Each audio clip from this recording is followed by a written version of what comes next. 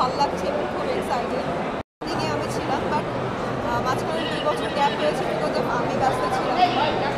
But চতুর্থবারের বারের মতন আয়োজন করা হয়েছে, খুব ভালো লাগছে এবং আমার পারফরমেন্সও আছে, ধামাকাদার একটা পারফরমেন্স।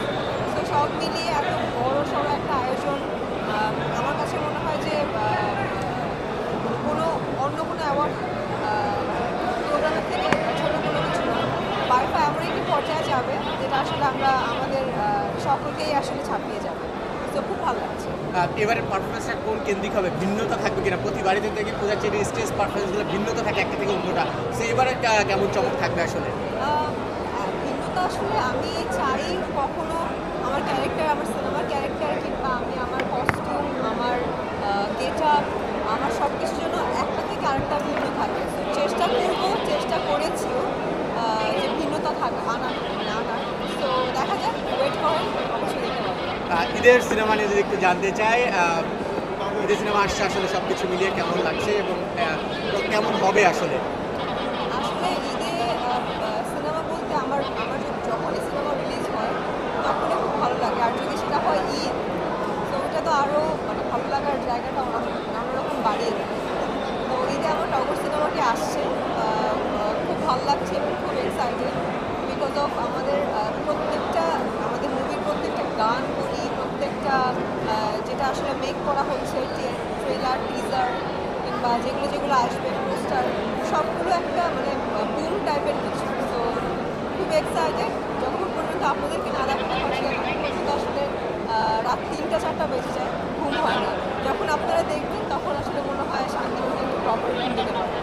আমরা দেখেছি পূজাচেরির চরিত্রের প্রয়োজনে নানা সময় নানান ধরনের আইটেমগুলো নিয়ে থাকে চরিত্রের অনুযায়ী, কোনো সময় ওয়েট গেইন করা, ওয়েট লুজ করা। তো এই এখন দেখতে পাচ্ছি অনেকটা আগের তুলনায় ওয়েট লুজ করা, আসলে কি টগরের জন্য নাকি নতুন কোনো ক্যারেক্টার আবার করতে করার জন্য পূজাচেরি প্রিপারেশন নিচ্ছে? এর আগে ব্ল্যাক মানির জন্য ওয়েট গেইন করেছি, যথেষ্ট মুটিয়ে গিয়েছিলাম। সো এটা আসলে টগরের জন্যই।